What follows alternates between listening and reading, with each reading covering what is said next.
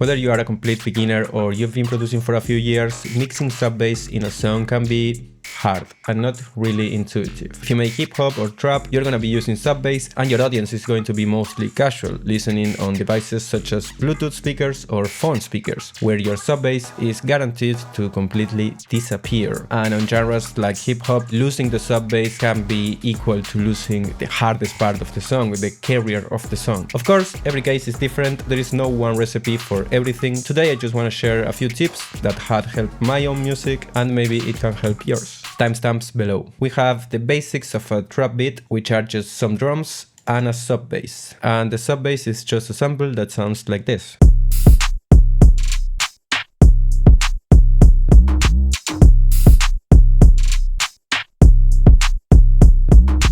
If you're using headphones, you probably can listen to it and it sounds okay, but if for any chance you listen to this on a phone, on a tablet, on a Bluetooth speaker, maybe you can hear some of the higher frequencies from this bass, but the sub gets completely lost.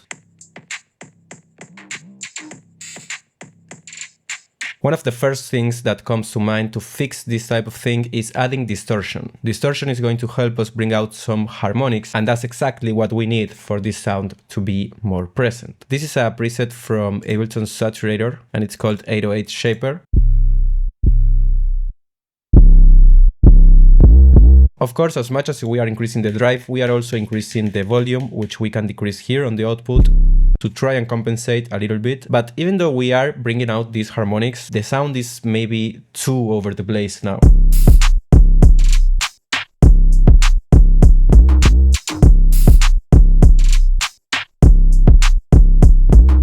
It's definitely more present,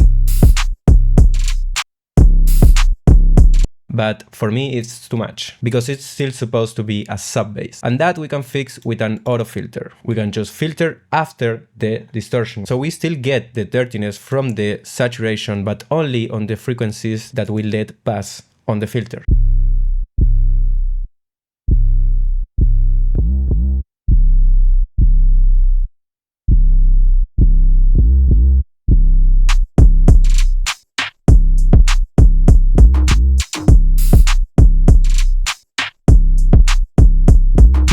This method is really simple and it can work quite decently on different situations with different samples, especially because, as you can imagine, every sample is going to sound different and is going to need a different treatment. But let's try another way by using return channels or aux channels, synths, whatever you want to call them. These channels in Ableton, they are called return channels. What we can do with return channels is send any signal from any channel and we basically get a duplication from that signal. So if we go 100% here, we have the signal here, but we also have it here.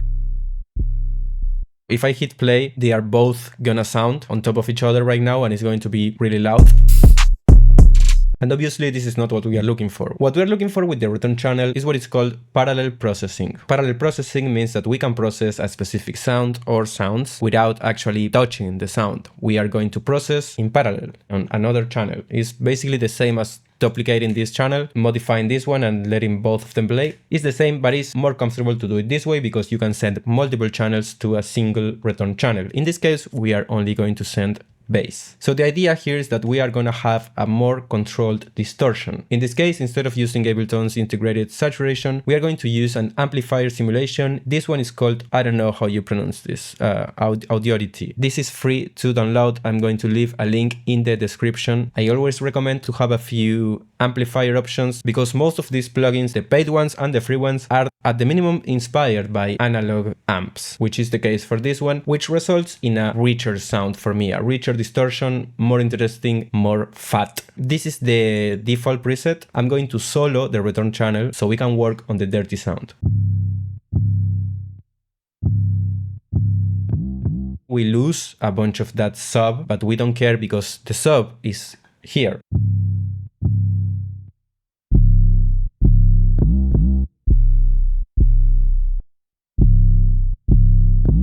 Even though this loses that sub bass, we still have some low frequencies that are fighting against our sub here. So similar to what we did before, we're going to add a filter or an EQ after the amplifier. And in this case, it's going to be a high pass filter because we are trying to get rid of these lower frequencies.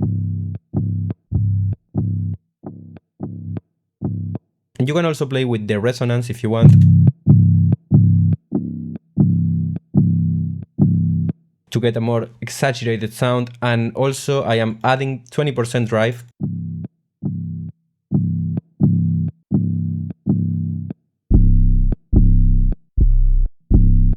It's important to not go too crazy because the real objective is merging the sub with the distorted channel, so they have to sound as one.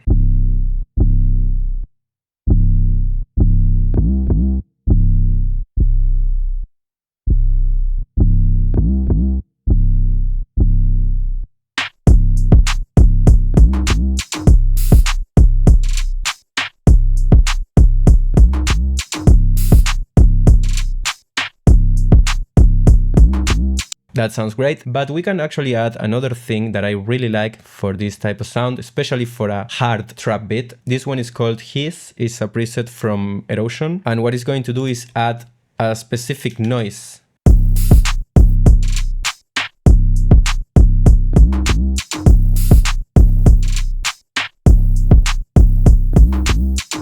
We can control the amount.